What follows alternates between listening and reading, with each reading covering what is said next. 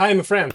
Thanks for watching. In this video, we're going to talk about two sessions I had in 2 days with two people that completely changed their lives. And here's how I did it. So I'm a coach. I'm a spiritual coach, spiritual teacher, but I see two aspects to deconstruction. It's seeing clearly what is the truth of reality, the truth of emptiness, etc. And then the other one is seeing your own life clearly. So deconstructing beliefs, feelings, and energies in the body. Okay, so now here's how I did it. Because what's happened with a lot of people is they have these beliefs, right? And they're stuck. They're in the way of deep, deep realization. And what happens is it's very hard to change your mind about things that you've been carrying your whole life. Mostly interpretations or your thoughts about what has happened a long, long time ago for you. But they are affecting your current reality big time. So here are the two steps I use to help these two people. And I'll share some short reviews of what they said to me on WhatsApp. The first thing, which was really important, is my analysis, where I get to know these people and find the deepest layer. So the deepest feeling, thought, thing that is bothering them. So let's say when they say, I need to be productive, I say, why? Well, because I need to be worthy. Why do you need to be worthy? Because I feel unworthy. Okay. Why do you feel unworthy? Because I'm a failure. Okay. Why are you a failure? Because people are suffering around me, for example. Or because I'm not good enough or something like that. So when we find the deepest layer there, then oftentimes this is linked to a experience or a series of experience that either happened in childhood or in formative years, early adulthood, or let's say 20s, 30s, or something like that. And what we do is we look at that experience. And oftentimes that feeling or thought, that deepest layer or thought or feeling, is related to that experience. So that's my analysis. First of all, I try to find out those two things, the deepest thought, feeling, or interpretation. And I try to find a formative experience. And that can be general. It doesn't have to be, I specifically was at this point, etc., etc. That can be more powerful, actually, but it doesn't have to be.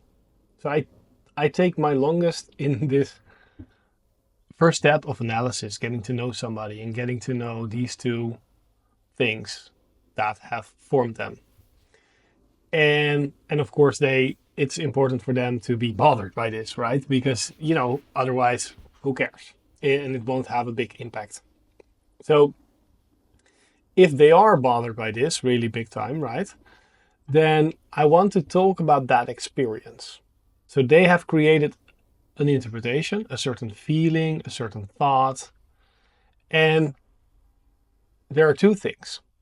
First of all, I will be, in step 2, trying to change their mind about this experience. So for example, let's say that you've been left by your parents to sit in a church. You can, as a young kid, just to sit alone and pray. And you can interpret that as I'm abandoned, or I'm not good enough, or I'm not love worthy, or something like that. Or you can interpret it like my mom and dad are religious and want me to create a bond with God. Or you can interpret it as my parents want to show me this thing. They want me to look at the church or something like that. or look inward.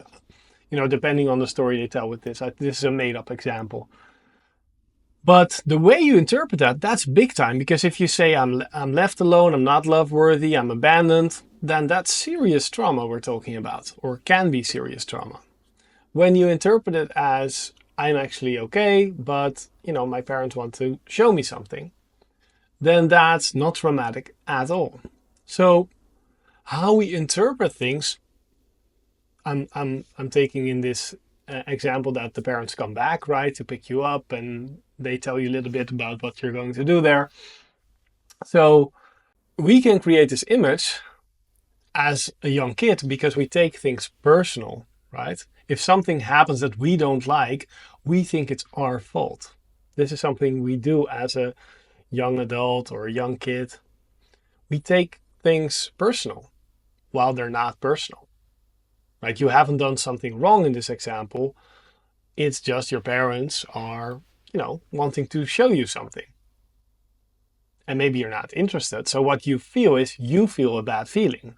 And you interpret it as they are doing that to me because they don't like me or something like that. That's often what I see. So I try to talk about the situation with somebody and I try to change their mind about that situation.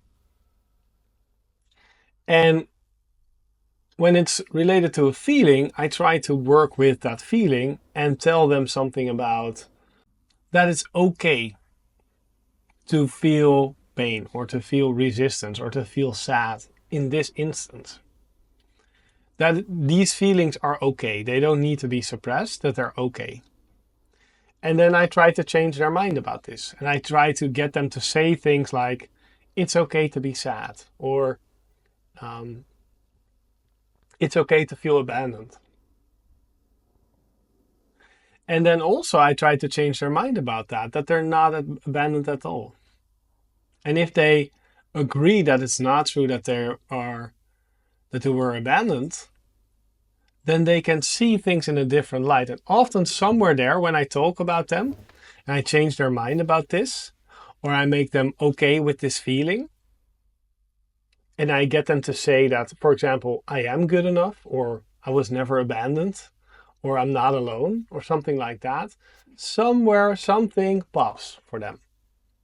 And it's not like this, what the fuck? But it's more like this, oh, I see. I've been getting this wrong. I've been carrying this burden, which is not actually there. This is weird. So it feels kind of neutral for them, but it takes away a big, big trigger for them. So, and I had this happen like yesterday and the day before with 2 different clients.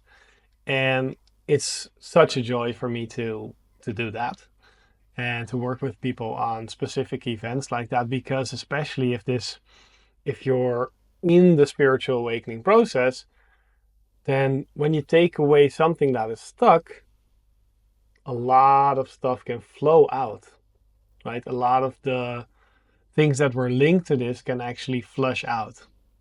A lot of our pains from the past. Let's say it's kind of like a house of cards.